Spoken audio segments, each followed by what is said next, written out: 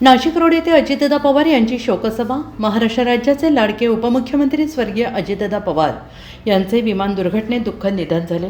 नाशिक रोडच्या उत्सव मंगल कार्यालय येथे त्यांच्या शोकसभेचे आयोजन करण्यात आले होते। नाशिक रोड परिसरातील मान्यवरांनी त्यांना आदरांजली वाहिली। यामध्ये काँग्रेसचे निवृत्ती महाराज अरिंगळे, बाबा सदाफुले, अर्जुन टेळी, डॉक्टर जाकीर शेख, दिनकर आढाव, ॲडव्होकेट मुकुंदा आढाव, भाईजान बाटलीवाला, ॲडव्होकेट सुदाम सातभाई, कैलास आढाव, दिनेश निकाळे, आयोजक रोहन देशपांडे आदींनी दादांना आदरांजली वाहिली।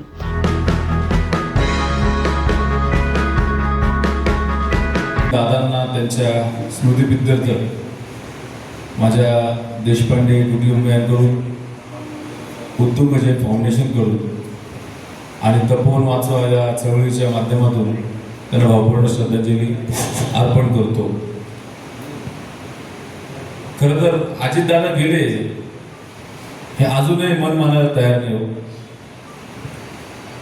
म्हणजे खरंच सांगतो तुम्हाला, त्या दिवशी म्हणजे 28 जानेवारीला 26 जानेवारी झाली आपली। अजितदादांनी मस्त ब्लू जॅकेटमध्ये त्यांच्या पुणे जिल्ह्यामध्ये सलामी दिली तिरंग्याला आणि 27 तारखेचा दिवस होता, 26ची सुट्टी होती, 27ला काही पेपर येत नाही, त्याच्यामुळे 27ला काही पेपर वाचन नाही, काही नाही। आणि 28ला सकाळी 28ला सकाळी अगदी 8, 8:30 वाजता ते अजितदादांचे काहीतरी फोटो दाखवत होते आणि मी एक्सप्रेस इन हॉटेलचे इथे एक माझे मित्र आले होते, त्यांना भेटायला गेलो होतो आणि ते म्यूटमध्ये आलं होतं सगळं।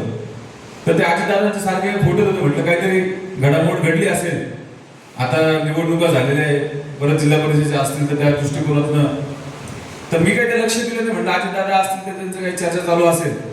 पण मला माझ्या एका मित्राचा फोन आला आणि म्हणजे तुला कळलं का? म्हटलं काय झालं? म्हणजे अजितदादांचा ऍक्सिडेंट झाला। म्हटलं काय? हो, आणि म्हणजे ते गेले म्हणे ते।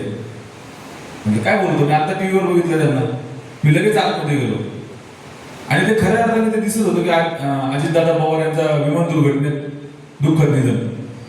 माझ्या पायाखालची वाळू निघून गेली, इतका मोठा माणूस कसा जाऊ शकतो? आणि मग तिथे जे लोक बसलेले होते, जे ब्रेकफास्ट करत होते, त्यांना काही माहित नव्हतं, ते त्यांचे जे गप्पा मारत होते। मी त्यांना विचारलं, म्हटलं हे बघितलं का तुम्ही बातम्या? सगळे त्या टीव्ही जवळ गोळा झाले आणि सिक्युरिटी गार्ड वगैरे सगळे त्या एक्सप्रेसिनचे जे सगळे गोळा झाले त्यांना कळाले, सिक्युरिटी गार्ड वगैरे सगळे त्या एक्सप्रेसिनचे जे सगळे गोळा झाले त्यांना कळाले मार्गाने हे काय झाले ते। आणि त्यावेळेस सगळ्या महाराष्ट्रालाच कळत नव्हतं नेमकं काय झालंय। आणि अशा वेळेस हा माणूस जातोय म्हणजे हे खरं तर महाराष्ट्राचं फार मोठं अपरित नुकसान आहे, समजू शकत नाही आपल्याला। कारण आपण सामान्य माणसं आहोत, ज्या आयुष्यामध्ये आपण जे काही जगत असतो जीवनामध्ये आपल्याला फक्त समोरचं दिसत असतं, परंतु हे जे व्यक्तिमत्व असतात हे संपूर्ण राज्याचा आणि देशाचा 360 डिग्रीमध्ये विचार करणारे व्यक्तिमत्व असतात। त्यांच्या भूमिका, त्यांच्या जीवनाच्या दृष्टिकोन, या सगळ्या गोष्टी आपल्यासारख्या सामान्य माणसाने फक्त बघत राहायचे असतात। अजितदादा जेव्हा गेले, एक फार मोठी स्वतःची एक दादांना भेटायला आम्ही नाशिकची मंडळी 24 तारखेला त्या ठिकाणी गेलो। दादांनी आम्हाला सकाळी 8:30 वाजेपर्यंत या असं सांगितलं। त्यामध्ये अर्जुन टेळी, डॉक्टर जाकीर शेख, आपले का कमी आले त्याच्याबद्दल चर्चा करण्यासाठी त्यांनी आम्हाला बोलवलं होतं। आम्ही त्यांना सविस्तर अहवाल दिला, त्यानंतर त्यांनी आम्हाला त्या ठिकाणी थांबायला सांगितलं। आमची व्यवस्था सह्याद्री गेस्ट हाऊसला तुम्ही जाऊन माझ्या ऑफिसमध्ये बसा आणि 10 वाजेला तटकरे साहेब येतील, त्यावेळेला तुम्ही या ठिकाणी या, आपण सविस्तर चर्चा करू असं त्या ठिकाणी सांगितलं। आणि आम्हाला आश्वासन दिलं की 5 तारखेनंतर जो काही शनिवार रविवार येईल त्या दिवशी मी नाशिकमध्ये येतो, आपण सगळे जे काही आहे ते दुरुस्त करू। आम्ही त्या आशेवर होतो आणि 28 तारखेला या ठिकाणी सकाळी ग्राउंडवरून घरी आलो, चहा पिऊन बसलो, पेपर वाचत बसलेला असताना विनोद देशमुख यांचा मला फोन आला की दादांचं प्लेन क्रॅश झालं आणि टीव्हीवर बातम्या चालू आहे असं 9:15 वाजता त्यांनी मला 9:20ला त्याचा फोन आला आणि मी टीव्ही लावला तर त्यावेळेला ते विमानाचे अवशेष त्या ठिकाणी फक्त दाखवत होते आणि 3 जणांना हॉस्पिटलमध्ये ॲडमिट केलं असं त्या ठिकाणी टीमवर सुरुवातीला सांगत होते. परंतु आशा होती की दादा त्या ठिकाणी दवाखान्यात जातील आणि कुठल्याही परिस्थितीत ते वाचतील.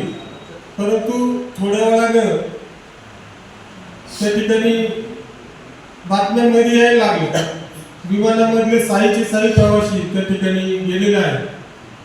थोडं सुन्न झालं, पायाखालची जमीन सरकली. टीव्ही सातत्याने बघत होतो, काहीतरी चमत्कार घडेल असं वाटत होतं. परंतु त्या ठिकाणी नियतीच्या मनात काहीतरी वेगळं होतं आणि दादांची प्राणज्योत त्या ठिकाणी मालवल्याचं या ठिकाणी कळालं. दिवसभर घरात बसून राहिलो, एकदम अस्वस्थ त्या ठिकाणी वाटत होतं. खरं तर शाहू फुले आंबेडकरांचा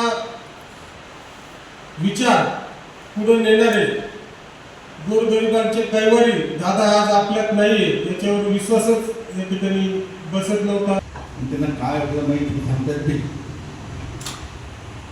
चला 2 मिनिटांनी इकडं तिथून मला अर्धा पाऊण तास आम्ही तिथून देवगिरीवरनं हॉटेल ताजपर्यंत बोलत गेलो. अनेक गोष्टी होत्या, त्यांनी त्या गोष्टी सांगितल्या आम्हाला. काही काही गोष्टी आता पक्षाला काही बोलणार नाही अशा गोष्टी. पण दादा खरंच मनापासून दादा होते, नुसते त्या राष्ट्रवादीच्याच नाही तर सगळे पक्षी असेल, सगळ्या कामगार क्षेत्राचं जसं आता तुम्ही सांगितलं, लांब्यांनी सांगितलं, कामगार क्षेत्राचं साहित्यिक असेल, छोट्या मुलांमध्ये असेल, मोठ्या महिलांमध्ये असेल, या सगळ्यांचे ते खऱ्या अर्थाने दादा होते. तुम्ही बघितलं असेल की आता लाडकी बहीण योजना त्यांनी राबवली होती, तर लाडक्या बहिणीचे ते भाऊ सुद्धा होते, त्यांचे सुद्धा दादा होते. तुमच्या आमच्या सगळ्यांचे दादा आपल्याच्यातनं आज निघून गेलेले. असं कधी होईल असं कधी वाटत कोणालाच नव्हतं वाटतं. आणि एखादा माणूस गेल्यानंतर जे काय घडतं ते बघितलं आम्ही. तर जे कॉलेजचे मुलं असेल, कॉलेजचे लहान लहान मुलं असतील, शाळेतले मुलं असतील, म्हातारे माणसं असतील, यांना सुद्धा इतकं वाईट वाटतं. Kishor Jadhav, Janvishwas news, Nashik road.